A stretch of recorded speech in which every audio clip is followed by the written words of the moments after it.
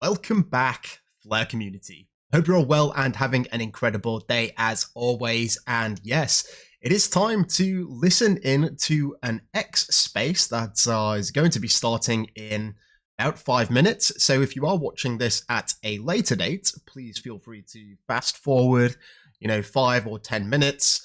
These spaces normally do start with a brief introduction, which lasts a couple of minutes. So yeah, we're just going to be patiently waiting here. And the space here is with Anker, who are an infrastructure provider for the Flare network. This is what Quantic says. He says, tomorrow I'll be joining spaces with Sergio to discuss the evolution of Flare and our collaboration with Anker. So I'm wondering if there is going to be any more about the collaboration, if there's something that maybe we're missing. But if you didn't know, Anker is basically an infrastructure provider for many different networks. This is a space here, like I said, it is starting in about 4 minutes. And if we go to their website, you can see that they have this tagline here, build any Web3 project with leading performance. So they have partnered with many different networks and they provide infrastructure. So I know many of you may correlate infrastructure provider or relate it to specifically the Flare network, but it is quite a broad term. And yes, on the Flare network, it is a specific role, which Anker are fulfilling, but Anker also provide services for many different networks. In fact, we'll scroll up a little bit. You can see a lot of them here. So infrastructure for Binance, Avalanche, Polygon, they're all over here, Stellar, and obviously the Flare network too. If you may have seen this name before, it could be from the Flare Systems Explorer, which is basically a way that you can monitor the infrastructure provider's performance. So here on providers, let's do a quick search for Anker. You can see them here, and they are able to be delegated to or staked to. And if we look on the FTSO, form that same search, you can see them here as well. Their reward rate isn't the best, and they do lack a little bit in uptime, if I believe that's what that column is. Availability, yes, which isn't the best. I mean, you would think as a serious entity, they would have their game on point. 95 is a little bit low for my liking. I can see maybe some that have like 99, where it's just been a small amount of downtime, but you see most of them with 100% uptime. And this is important if you're delegating or if you're staking, because that does hinder the rewards that you will get. Right, we're starting in about 2 minutes. I just want to give a shout out here to Quantic. He recently joined the Flare team, and I think his role is developer relations. And I must say, he's been putting out some great content and really getting the community infused. So please feel free to give him a follow. It's 0xQuantic. Big shout out to him. But what are we going to be talking about today? Or what are they going to be talking about? It's going to be this, the evolution of the evolution of layer 1 with utility at its core inside Flare. So it's going to be pretty interesting. Don't know if we'll get any nuggets, but regardless, I will be listening in as, I know that a lot of people here on YouTube may not be on X, so we're streaming it. I'm not sure if it's going to be recorded or anything like that, so better safe than sorry. We've got 1 minute on the chat. 1 minute left to go before the party starts. We've got Miss Melanie in Los Angeles, okay. SoFlow Digital, good morning to you, my friend. Rob G, it's my pleasure. I've been here for a long time, and well, I guess since before the network launched, or before even the airdrop. But this is what I love to do, and I'm really passionate about the Flare network, and happy to share the information. And if you want to receive that information, please feel free to subscribe to the channel, and of course, give it a thumbs up. It's a free way to support, and yeah, it's very much appreciated. Lucas, hello to you. T saying, I can't believe XRP holders are sleeping on FLR and SGB. Yeah, a modern investor. I've seen some of his videos. I think initially Flare got a lot of hate because of the proposal that changed the initial distribution. Especially with the XRP community, they were almost somewhat hypocritical because you had Judd McCaleb who was basically selling every XRP that he owned at a specific ratio with no interest in XRP. And that's what the initial flare drop was actually designed to be like. If you was a part of the snapshot back in 2020, you would just receive it, and people without any intention of interacting could just sell it constantly. Whereas the airdrops, now you see people using it, and it's basically rewarding participation within the network.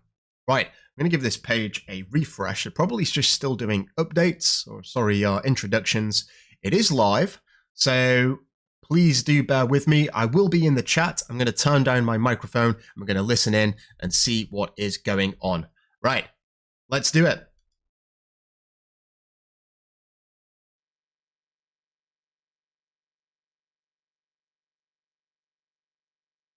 So very eerily quiet in here. Let's see. I think they're just maybe setting things up. You see Quantic here. There we go. He is a speaker now, so it looks like the party is just about to start. It's Amir.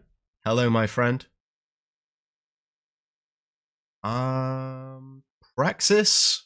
What is the date we will start to be able to earn yield on XRP? It's unsure at the minute. The first thing that needs to happen is XRP or F assets to launch on the Flare network.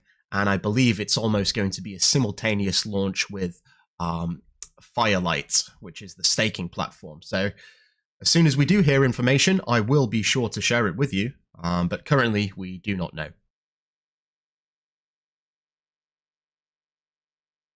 You heard October?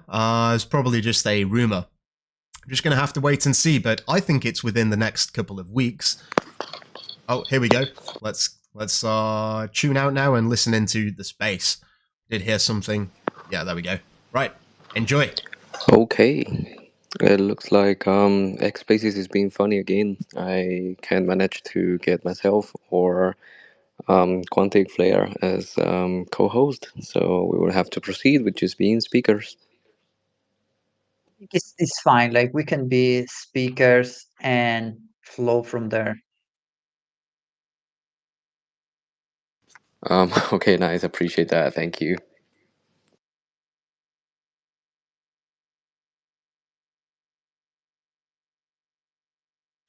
Let me just try one last time, see how that goes. But I don't have much hope, to be honest. Yeah, I mean, with the spaces, you never know, right? There is always something. So as long as it works and we can listen to each other, I think it's fine. Yeah, 100%. Unfortunately, this is the case. And yeah, Elon, if you're there, please take note. And just let us finish the X spaces.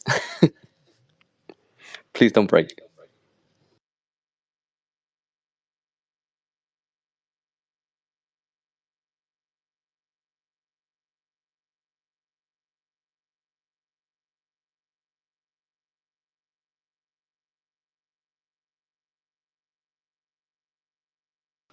All right, and I have just noticed we don't have music today either, which is strange. But well, here we are.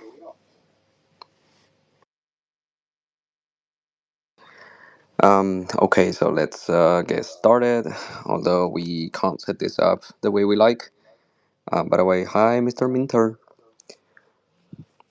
Well, so yeah, hello everyone, and welcome back to the show, to the Partner Spotlights by Anker. And if you've been following along since last year, oh yeah, it's been a year already. You will remember that we had a fascinating conversation with the Flare team about what sets them apart in the layer one space, how their unique approach to decentralized data could change the game, and well, a lot has happened since then. So today we are really excited to revisit that conversation and also, of course, talk about some new topics that we have on the table with a fresh voice from the Flare team that you have just heard a minute ago. And yeah, we'll be diving into what's new, what has evolved, and what's ahead. We have Mr. Quantic here with us today, aka Victor. And yeah, he'll be joining us today. And I'll let them introduce, well, let him in this case introduce himself. And yeah, first of all, thank you so much for being here, Victor. And let's yeah, kick things off with the quick intro. So, can you tell our listeners and well myself as well, right, about your role at Flare, how you got involved with the project, also if you of course feel comfortable with it, when, how you joined crypto, what do you think of the industry? Yep. Yeah, absolutely. Thank you so much for the invitation, Sergio, and thank you for the Anchor team. You guys are one of the top info providers in the space, so for me, it's really an honor to be here with you today. Like, actually, you guys are like kind of one of the first info providers that I got to learn about when I joined crypto back in by the late of 2020. I was doing a PhD in physics, and I got invited to work on a project that was trying to use neural network to predict the price of Bitcoin. And then I learned about Satoshi's paper and about the concept of a blockchain. And really, since then, I've been getting more and more involved in the space. Before joining Flare, currently I work as a content specialist, which but really what I do is like developer advocacy and like a DevRel essentially, right? For people that are not aware how this work, but with focus on content and marketing for developers. And prior to working at Flare, I worked at Metis as a DevRel. And I've been actively participating in the Web3 ecosystem since I started learning about blockchain and Solidity and whatnot. So it's great for me to be here with the Flare because I think that they like Flare represents an evolution on how we must think about blockchains, specifically because with Bitcoin we got this notion of the store of value, right? And peer-to-peer transactions and whatnot. Then with Ethereum you can think about programmability, and with Flare you can think about programmability plus native data. And I'm 100% convinced now that we have not yet seen what are the implications for this. For programmability, I think the biggest implications we are already seeing it with the explosion of DeFi, stablecoins, and a bunch of other decentralized applications that are really innovative. But when it comes to the next step, which is having native data protocols, I think we are very, very early. And for me, that's particularly exciting because that means that there is a sort of super dApp that we still have not yet seen, most likely, and will probably be built on Flare. Wow, loved it, and also thank you for the kind words, Victor. It is definitely an honor to have you here today as well. And yeah, I loved it. It's always great to hear how people found their way into Web3, into cryptocurrency, blockchain technology, right? And well, especially as well when it's a project that is as innovative as Flare. And I'm really sure that today we will learn a lot from you. Maybe not on physics, which is another really, really interesting topic. And I think if we ever meet in real life, I'm probably going to have a lot of questions. I have a kind of a curious mind. So, and always been kind of interested in physics. But, well, life takes us in different paths, and, well, never had a chance to like really go and deep dive into that. Um, but yeah, sorry about that.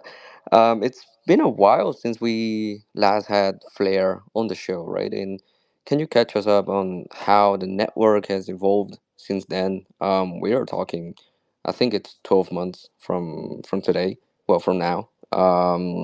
Maybe a little bit more, a little bit less. What milestones or changes are you most excited about?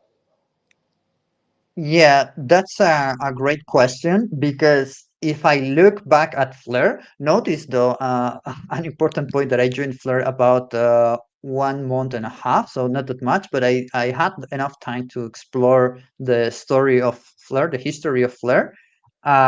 So since that time, there has been pretty much a sort of revolution inside Flare, in the sense that Oh, interesting. uh, yeah, because we evolved from a sort of building these basic, well, not basic, complex data protocols to be able to bring Web2 data on chain and from other chains into Flare as well. And now we have a full DeFi ecosystem with booming stable coins, multiple protocols. You can find pretty much every kind of product that you can think of on the DeFi side.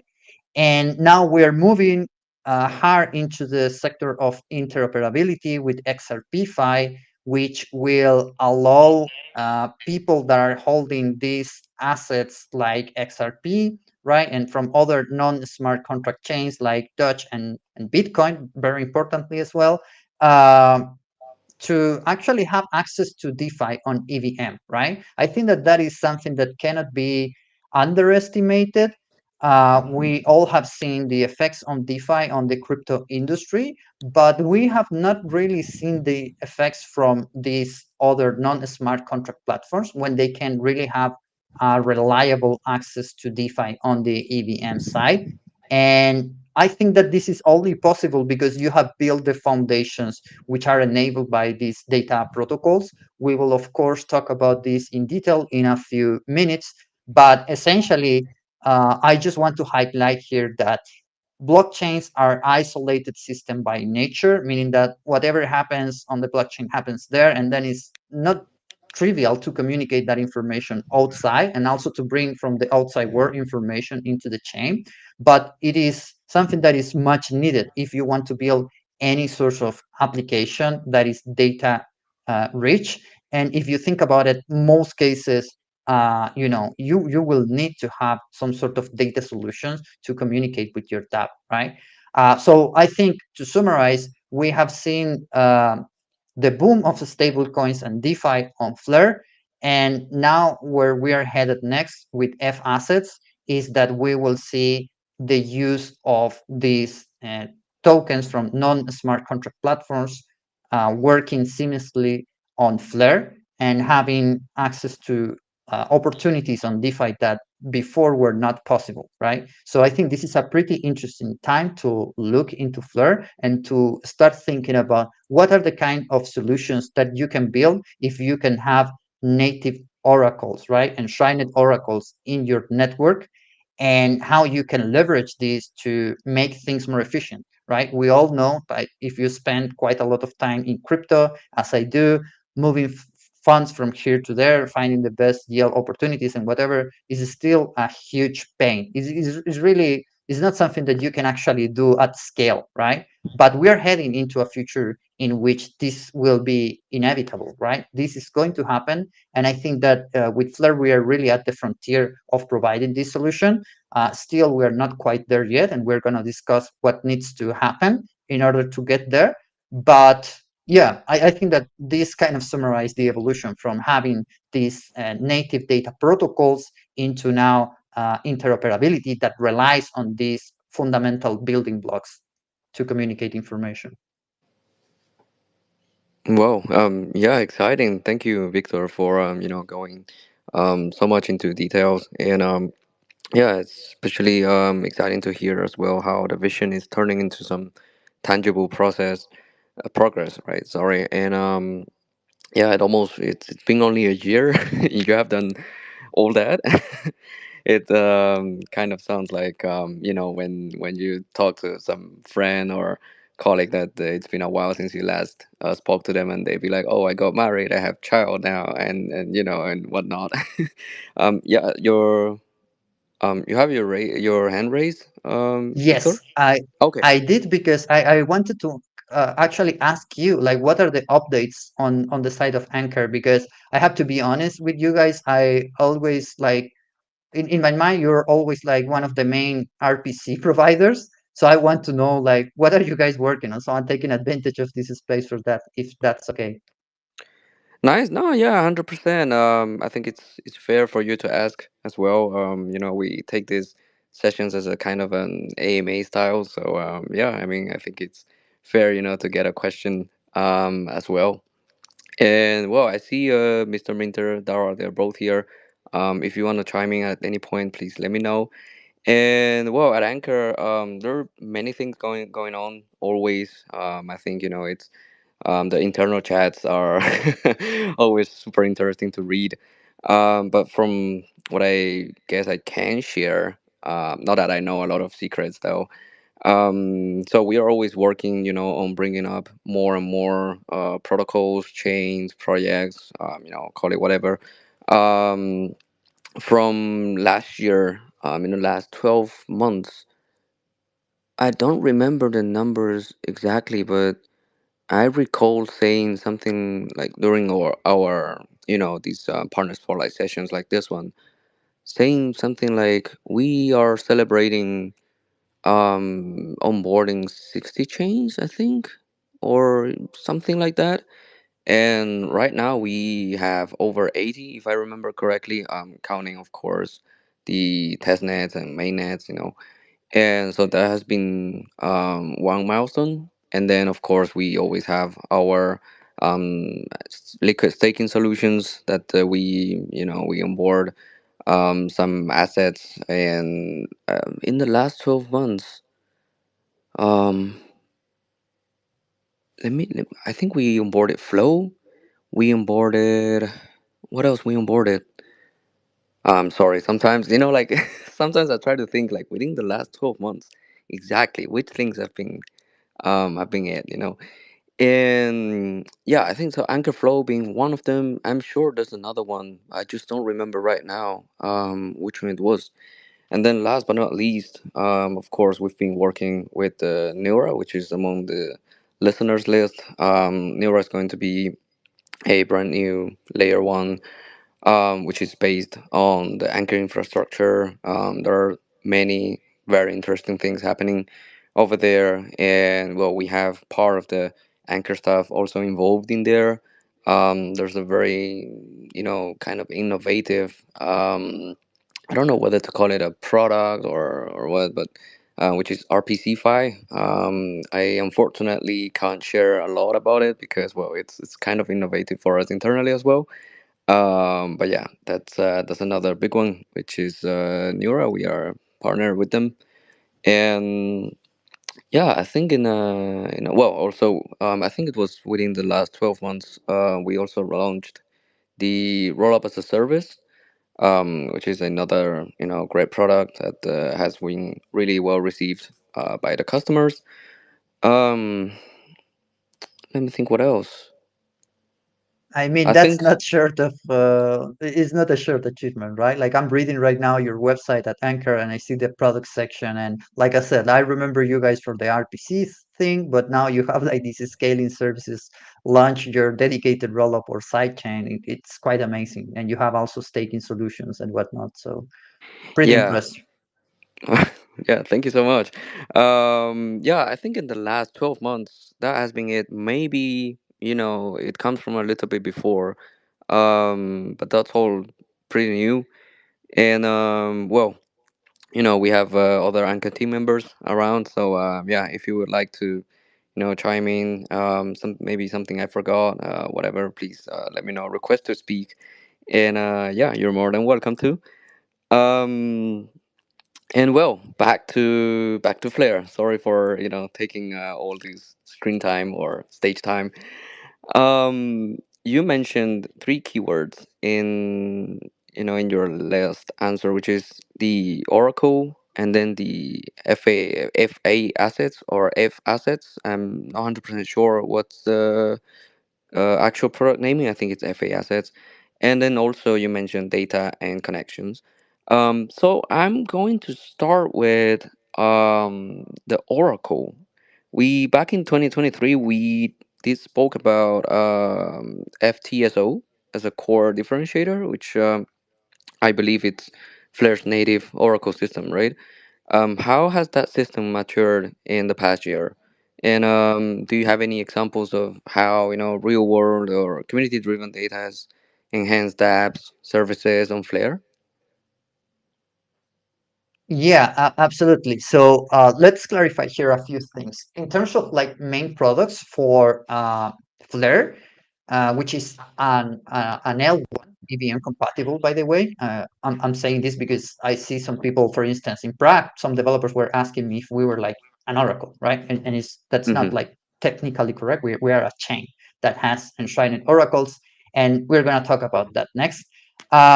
So you ask, so there are two main systems for data on Flare. One is called FTSO, or Flare Time Series Oracle. So here, think about price feeds.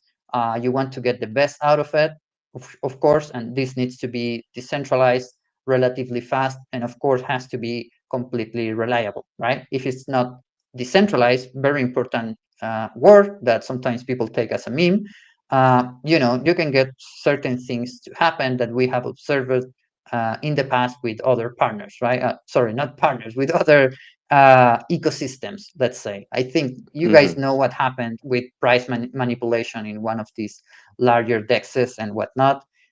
So I'm not going to go into details because that's not the purpose, but you need to have decentralization if you want to have really strong security guarantees.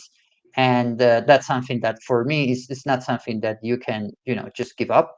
Of course, there are other design principles, and people have different choices and whatnot, but I personally think that's one of the main things, and this is provided by the Flare time series Oracle. So where you would use this, so if you have any sort of DeFi application, like all of them, they need to update prices of assets and whatnot, so you need to rely on Oracle in order to do so. We have a native integration to do this. It's fairly, I would say, straightforward to implement this.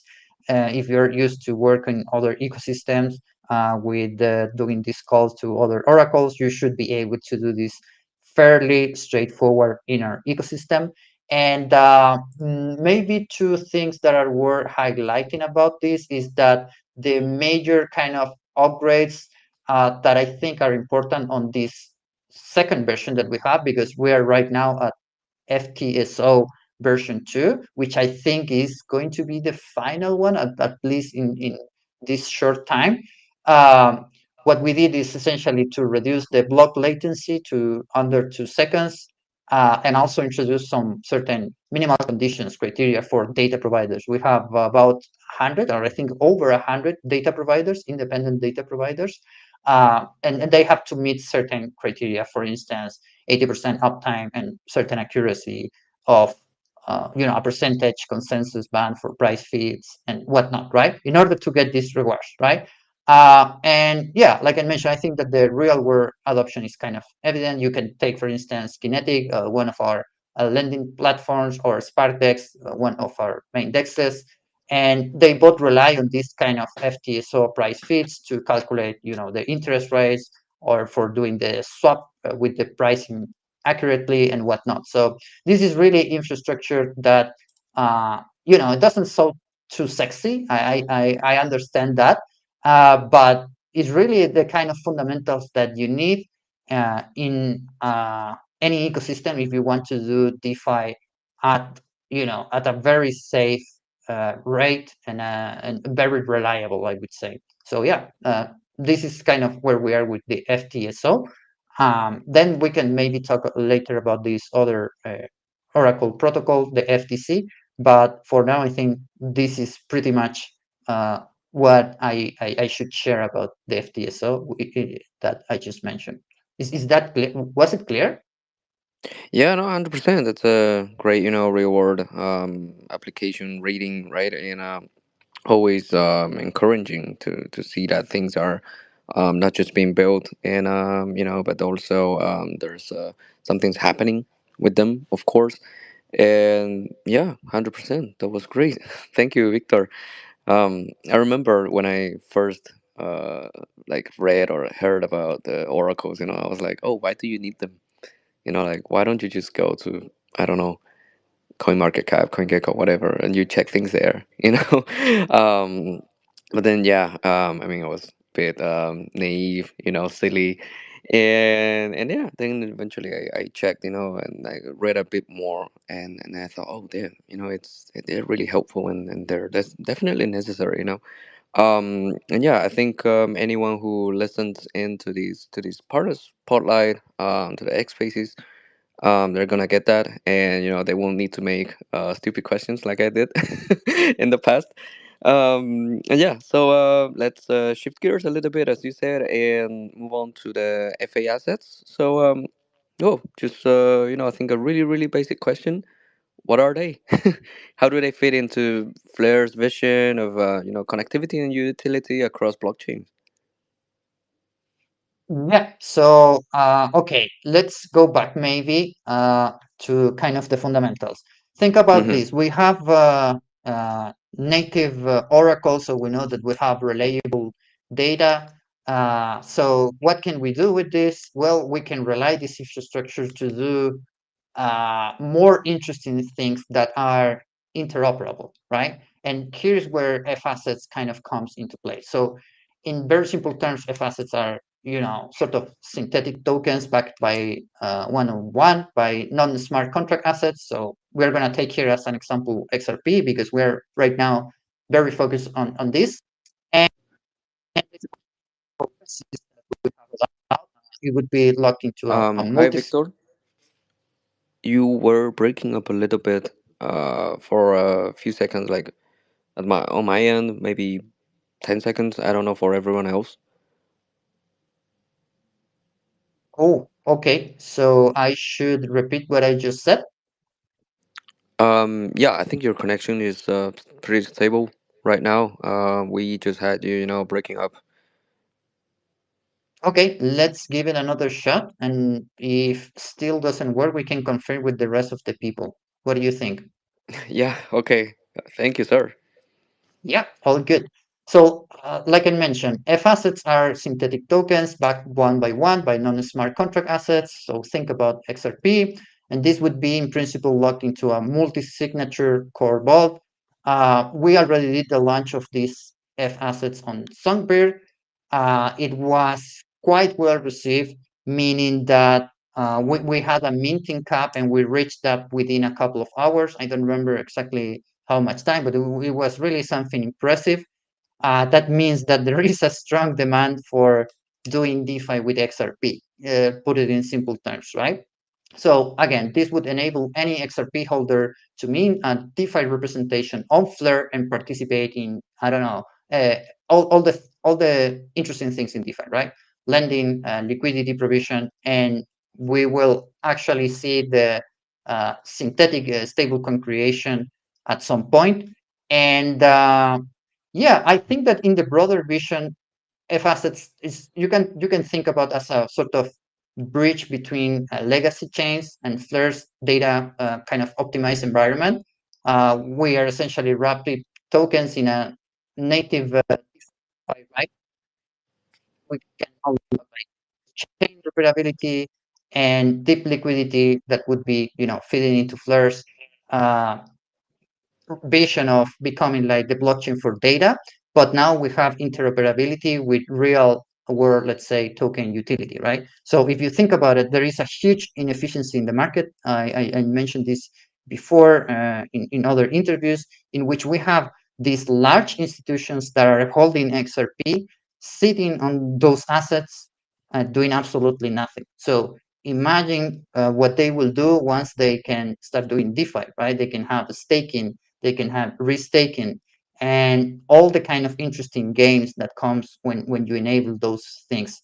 So I'm very excited about F assets and how we can now start seeing that we need these fundamental blocks, these native data protocols, in order to build things that are more advanced, right? Because let me tell you that all of this F asset thing is highly non-trivial. If you look at the documentation, you can see the whole system, how you lock your tokens, give it to an agent.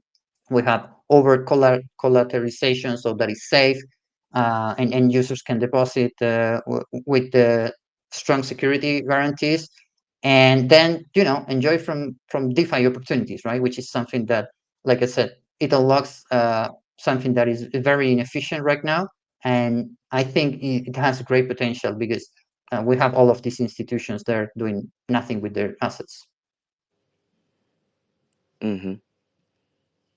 All right. Yeah, that makes a lot of sense. And actually, I have one follow-up question, kind of, which is, are end users also going to be involved in this, or is it more at the moment only for the institutional ones? Oh yeah, this is a very good question because we usually highlight institutions because for XRP is we know that we have large institutions Yeah, of that are course. looking Yes. into this, but everybody is welcome to participate. Myself, I do have a XRP, and I'll be testing. I'll be participating in this just as a regular user. Uh, and I have the same issue with Bitcoin, right? I hold Bitcoin since 2020, and I've never been able to do anything with this asset because Same. you need to be safe. You need to have a strong security guarantees in order to do something with this asset. Now we will have it. We will have it pretty soon. So I'm really excited about this, and it's such a pleasure when you work at a company in crypto that is actually solving problems that you have, right? So I would encourage everyone to at least give it a read to the documentation. Think about this idea because I think we will see a lot of innovation on this space coming from this kind of solution. Yeah, 100%. I was asking because I am a sad end user. I hope it's okay to say it in over here. I don't think it's a huge one, right? Since XRP, I think people just hold it, and I'm also a holder. So I was thinking, if this is open to end users as well, I might gonna give it a check. Um, so yeah, thank you for that, Victor. And also, just for context, for everyone in the room, and well, of course, people who are gonna replay this episode, um, Victor mentioned Songbird, right? And Songbird, just for context, is Flare's Canary network. Um, a Canary network is kind of similar to a testnet, but there is a key difference. So of course, Canary network is still an innovation space, and there's like new features implemented, developments, but it is a real environment. So there's real money, real real things. Please, Victor, correct me if I am wrong. Though You know, I remember. I think that's an interesting point. Yeah, you are totally right. Like it's a canary network, and I'm learning from our community. I must say here because since we have tokens that have real value, we have a sort of movement of Songbird holders that they want to see the growth of that ecosystem as well, right? I've been explicit in the past as to the goal here is Flare mainnet, right? Yeah. But that being said, it is permissionless. So anybody can come and build whatever kind of solution is taking place on Songbird and deploy contracts and deploy, play with it and try to grow that ecosystem as well. I think it's going to be interesting to see that relationship moving forward, especially as Flare grows with the F assets launch with XRP-Fi. I wouldn't be surprised if we see some crazy experiments on Songbird as well. Oh, nice. Yeah, of course, not financial advice from me or from Victor. And well, of course, if you have, people with different levels of risk tolerance, should either go for the Flare mainnet or the Somber Canary. Here, I want to brag a little bit. I actually learned what the Songbird is from Hugo, from Hugo Pilion, from the CEO. Yeah, so I'm good to know that what he told me back then is still accurate. Yeah. Thank you again, Victor, for the overview on the F assets. I've been calling it FA assets. Sorry about that. And yeah, what I was saying, it makes a lot of sense, especially in a world that's increasingly multi-chain, and that will continue to be multi-chain by what we are seeing currently. And yeah, so continuing on that thread of usability, another question I had is, well, another topic I wanted to touch on is the Flare data connectors, or the FDC, right? Which is another big focus for the ecosystem. You have mentioned it a few times already throughout the session. So what is it? What kind of possibilities, does this unlock for developers, end users, institutions, and yeah, how does it also build on or integrate with what Flare has already delivered? Yeah, so this is the other crucial data protocol that we have at Flare. So the first one is the FTSO. We already have the V2 with FTSO, and things are looking good with that product. And then it comes, what can you do with the FTC or Flare data connector, right? And here is where I think a lot of the magic will happen. And we're already seeing some of these potential applications, right? Because essentially what the Flare data connector allows you to do is to prove that is one, bring data from the outside world to Flare in a sort of verifiable way, right? And with this, you can start thinking, okay, for the F assets, for instance, you will have two chains, right? You will have XRP and you will have Flare. And the way the system works right now, you will have to lock some tokens on one side to mint tokens on the other side. But then how do you communicate that information that comes from chain A to chain B, right? If you think about Mm-hmm. it, again, blockchains are naturally isolated. So you need to have some sort of way to rely on this information. In this way to do it, we use actually the FTC, right? So we can not only bring Web2 data to Flare and verify things, we can also do it with other blockchains as well. And these are the fundamental pieces, like I mentioned before, if you want to communicate information in this sense, right? So you see how you can utilize this kind of technology to think about interoperability in a different way. Uh, well, the thing is that one of the main applications that we are seeing right now, I can share this from the perspective of going to this hackathon that I was participating in with during it Prague the last weekend. You can import, for instance, any JSON format of off-chain data. So imagine any sort of Web2 API, or like I mentioned before, from other blockchains, or maybe even IoT feeds, whatever, into smart contracts, and you will have like cryptographic proofs that you can verify things that happen off chain into the chain. So I don't know.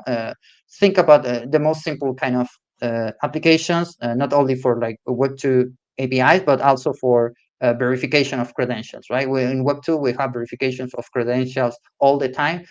Then how you communicate that to the blockchain? Well, you use one alternative is to use the FTC, right? And so then you start thinking about whether the possibilities, I don't know, you have a bunch of possible applications. And that's why I always say, like, pay attention to this, because from these kind of applications, some of them are not sexy at all, but I think that big solutions can come out of this if we do things in an efficient way. So we have some example with trustless insurance.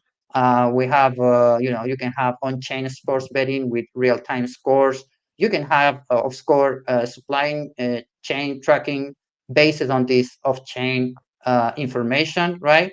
And in the future, we will have also something called protocol managed wallets that will extend the Flare's consensus to execute transactions on other chains. And it will rely on the FTC to confirm off-chain events before signing these cross-chain messages. So in this way, the FTC turns like every sort of developer into a data scientist, right? They can ingest, verify, and act on real-world data without having a third-party oracle. Remember that this is natively integrated with the chain, and so you can have a wide scope for on-chain logic that goes far beyond only the price feeds, which is what we usually see on Web3 development these days, right? Most of people are using price feeds for doing DeFi. That's okay, but now what you can do with Web2 data and blockchain.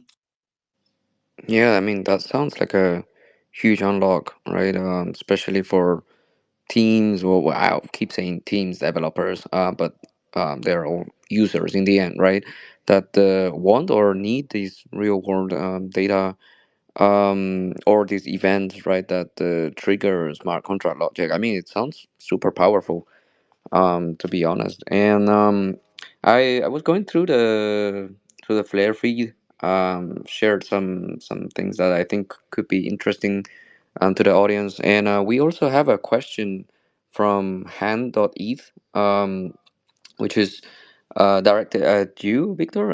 So they say they can't join at the moment, but they have a quick technical question, which is how are collateral ratios determined in the asset system, and how are user funds protected in cases of over collateralization or So collateralization? My bad. yeah, it's a it's a complicated word. So Yeah. about the ratio, I've seen a lot of people asking about it. This is essentially something, a parameter that you can we can play around. So I don't right now, my take is that we shouldn't be focusing too much on this. I know that some people say, yeah, you know what?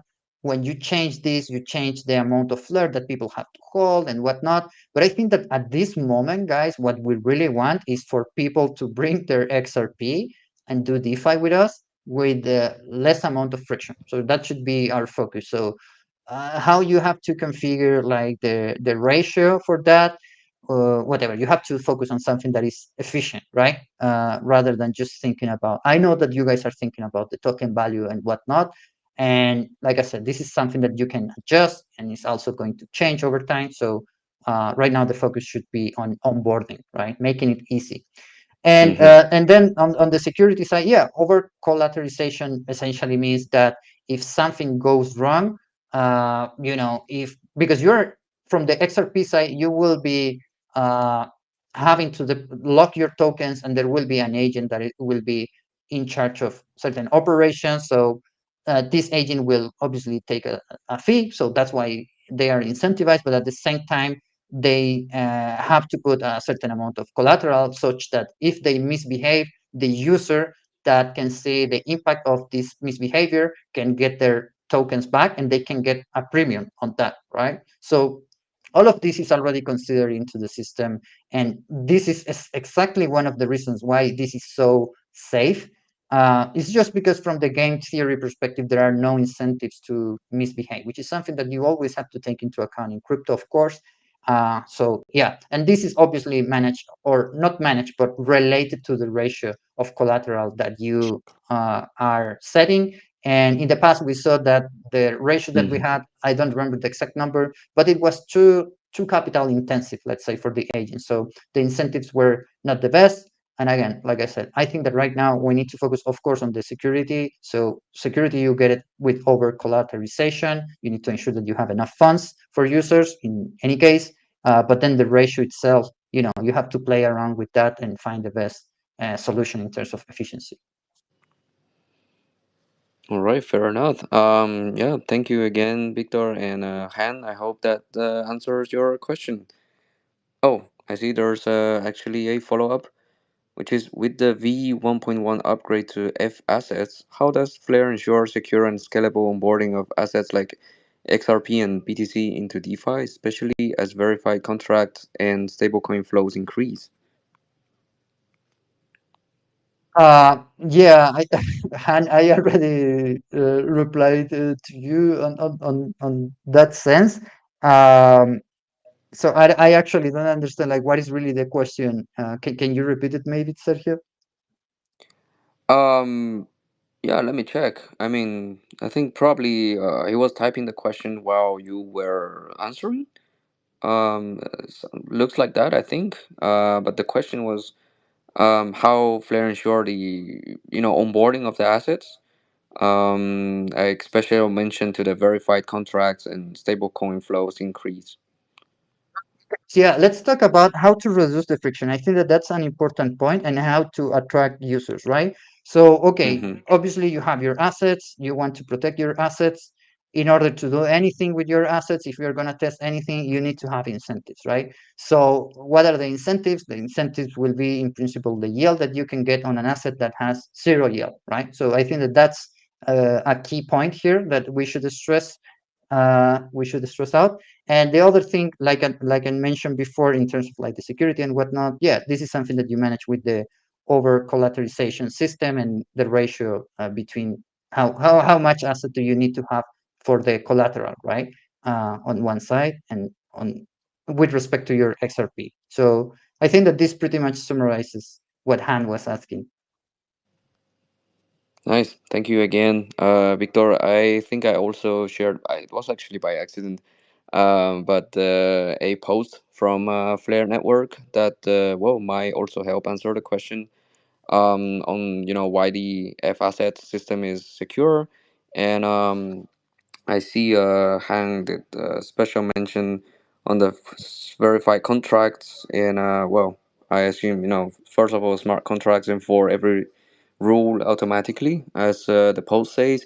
And regarding the smart contracts, I assume there are audits in place, internal, external. Yeah, on that regard, I think it's common practice in the industry already at this point.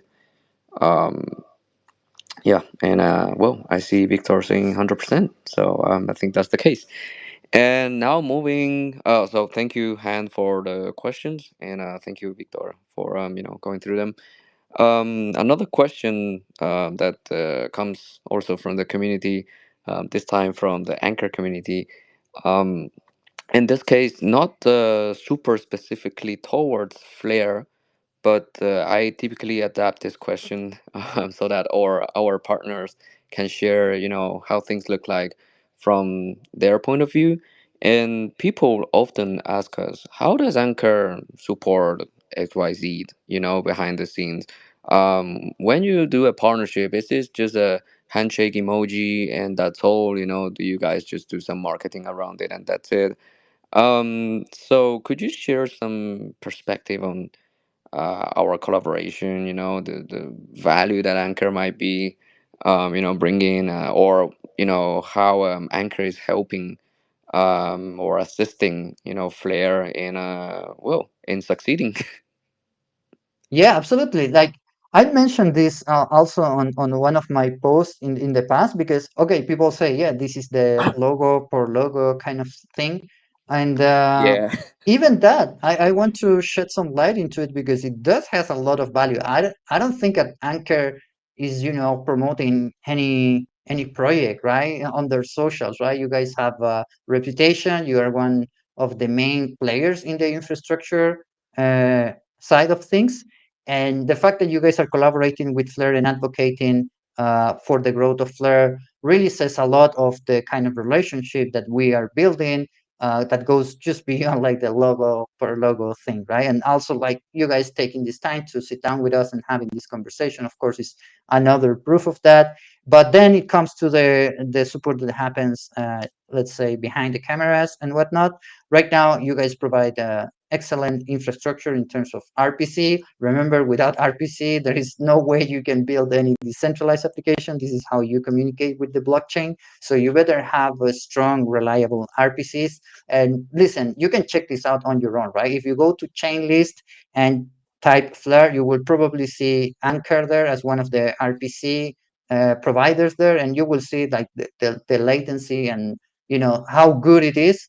They have their independent score, and Anchor is always like on top. And this is not myself like creating something out of thin air. This is something that you can verify on Chainlist, and you can do this kind of cross independent check, and you will see the quality of the RPC, of course, and how it's fundamental really. If you don't have good RPCs, what you can do with an app, as soon as you start having some more users, you will hit an RPC limit. So that's very important, and I think that the team at Anchor are very good at communications and are very easy to work with, and I think that those things also shouldn't be underestimated because it is not always the case, right? So overall I would say top infra, great like brand value, and on top of that, great communications internally. So that would be my summary. Well, thank you so much for the kind words, Victor. I think all of that goes, to our engineering team as well. And yeah, I'm glad that well, they're being so effective, and on the communication side, I'm super happy to learn that well, you're happy with the performance, and I'm sure that Mr. Minter is taking notes. So yeah, I appreciate the transparency, and it's always helpful for listeners, and also for us, the community managers, right? But yeah, it's for them especially. It's really important to get to know more from you, right, and to understand how these partnerships translate into real benefits for the ecosystems, and well, I mean, in the end, also the growth and development of the industry. And yeah, thank you again for that, and I'm super happy to learn that we are doing an effective job. And of course, if at any point you have some sort of feedback, complaint, whatnot, yeah, reach us out at any time. And now, well, I mean, we're going to hit the 1 hour mark pretty soon. So yeah, I'm sure you're a little bit tired as well, Victor. So some lighter questions regarding the future and what's ahead. So, what's on the roadmap for the rest of the year? And what are we going to revisit in episode 3 in, I don't know, 6 months, 8 months, 10 months? Any partnerships, upgrades, launches you're particularly looking forward to? Yeah, sure. So two things I would expect. One is what will happen with F assets once they go live. I'm pretty sure that this is going to take by storm to a lot of people, even though we are shouting about F assets, what you can do, what you will be able to do, what is the solution, and whatnot. It's different to, see a post on social media than experiencing yourself. And when people start seeing that, some of these big institutions are having interesting yields on their assets on XRP in a very effective and secure way, I think that we are going to get some quite decent traction. And then we will have also not only staking, but also restaking of this asset. So, you can imagine all the kind of interesting things that are going to happen on the DeFi side. So that is one thing, but it doesn't stop there. I think that there are some very, very interesting upcoming updates after F assets with the protocol managed wallets. So, like I mentioned before, this is about having the possibility of executing on other chains and extending the consensus on Flare in such a way that any application that is on top of Flare protocols, built on top of Flare protocols, would have this possibility of execute on other chains without having to breach assets. And I think that this is a completely separate talk. It would take quite some time to discuss all of the aspects of this and what it will be able to solve in terms of market inefficiencies. Myself, I think I still have to think harder on the possibilities here, because it really becomes like this connect everything kind of vision becoming a reality, right? So yeah, I think that the protocol managed wallets is something to certainly look forward to.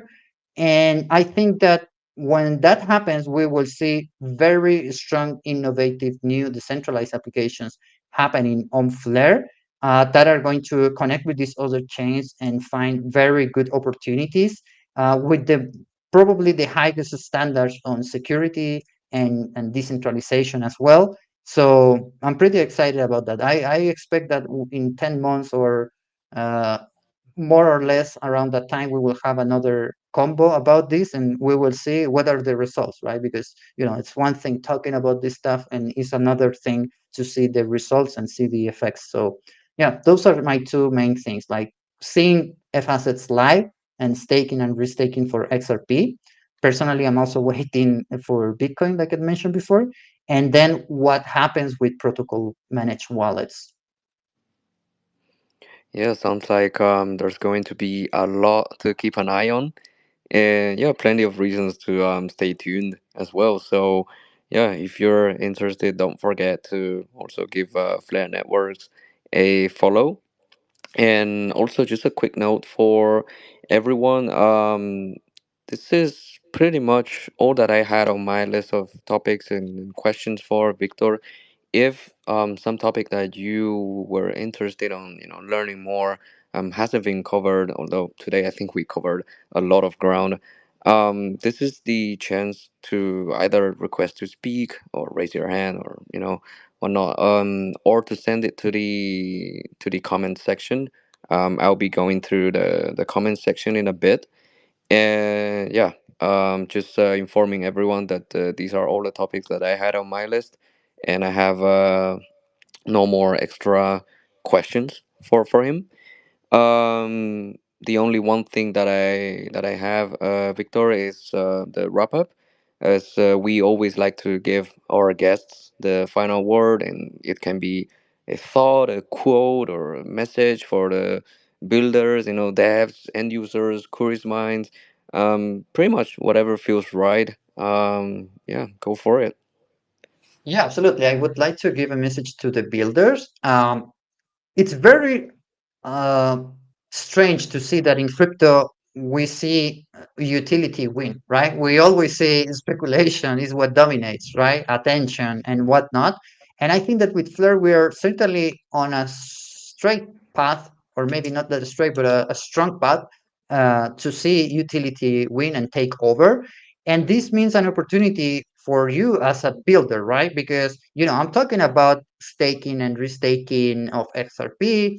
And this is only the beginning, right? There will be multiple protocols built on Flare. And I think that if you start thinking about this, just by, really sitting and thinking hard about how can I make this even more efficient, there is a huge opportunity for builders to, see utility win as well. I know that a lot of them, they don't even like to have like tokens, right? Because at that point, everything becomes about the token price and whatnot, and they want to build cool Of stuff. I course. understand that feeling. I understand the feeling of building something cool and that people actually use it. In order for that to happen, you need to solve a real problem. And here with XRP, this is exactly what we are seeing. So if you can be one of them, you should certainly take that opportunity to grow as a developer, as an entrepreneur, and who knows how far you can get. And of course, you will have my support as well. You can always DM me and well. That was perfect. Yeah, thank you so much, Victor. I'm just going through the comment section because we received a couple more comments. And we have Chef Benno saying, I was thinking of a variable over collateralization slash premium or three options. I'm not 100% what our chef is referring to. Maybe you know what this is about? I know like the general context because what I've seen Mm-hmm. is that this is the ratio of collateral and whatnot is something that has sparked a lot of interesting conversations among the members of the community. I'm a All pragmatical right. guy, so I'm not even looking at those details. I'm sorry about that. I'm just thinking about the big picture, and the big picture is bring those assets from XRP to Flare as fast and as easy as possible. We can figure it out, the collateral ratio and whatnot. We will certainly, the team will, right? We have a strong team, technical team, a lot of smart people, business people, and whatnot. So, there are some reasons as to why we have that value. I don't know if that's the correct or not. I'm just saying the focus should be on getting people on board as soon as possible. Fair, fair enough. And I'm sure there are also places where, this discussion will be probably ongoing. You mentioned your community channels. Um, where are you on? So I'm mostly here on X, of course, but I would Mm-hmm. suggest to join, obviously follow Flare and join the Telegram that Flare has. We have a Discord and we have a Telegram group. There you can spark that conversation and, maybe you can engage with the moderators, but most likely the best thing to do is just try to engage with other community members. And remember, the big picture is what matters in the end, right? We need to win XRP 5. We have all the ingredients and we need to remain focused on that. That's another nice quote. The big picture is what matters. Um, and yeah, we have another comment from Faril, which is any plans for a case study in how agents and AI on Neura with Anker RPC/node capabilities can help Flare networks future-proof XRP-Fi. I think that's that's actually a complex one. But yeah, if Victor, he's available, I think we definitely have the minds, that can write that case study. And if there's the bandwidth, and there's the chance, I think we definitely will do that. If all parties are available. I see Victor reacting with a 100% emoji, so yeah, I think he agrees. And well, Victor, again, thank you so much. And that was, I think, the perfect way to close today's session. Also, for one time, I managed to keep it within the 60 minutes that, I borrowed crypto was in Victor from the Flare team, and I'm ready to give him back to you guys. Thank you again so much for joining us, Victor. Thanks to the Flare team, for allowing us to borrow Victor, a very valuable team member. And yeah, thanks to everyone listening, and make sure to follow Flair's journey. And well, if you get lost at any point, don't worry, because we will be back in 10-12 months time, and then we will have Victor, or well, somebody else, if Victor is not available, to again revisit what we spoke about today, and to also give us an update and whatnot. We'll catch you in the next one. Yeah. Thank you, Sergio, and thank you to our audience for listening and for the interesting question, and to the Anchor team. So let's keep building. Yeah, nice. Let's keep building. Thank you. Thank you, Victor. Take care. Well, guys, there you have it. I thought it was actually quite a good discussion. Excuse me. And like Victor was saying, he was saying that, we need to focus on the bigger picture. And the focus for the Fleur team right now is really to do with F assets, launching that on the Fleur network, and also I guess bringing value from the XRP ledger to the Flare network in the form of these F assets, FXRP. Now, we did have some news from Hugo fairly recently, if you just give me a second here, talking about the progress of F assets. And basically, he's saying that they are awaiting a... here we go. Well, let's read it verbatim. He said, just a heads up on FXRP on the Flare network. We are waiting for one audit report, and also because we want to launch with a very big bang.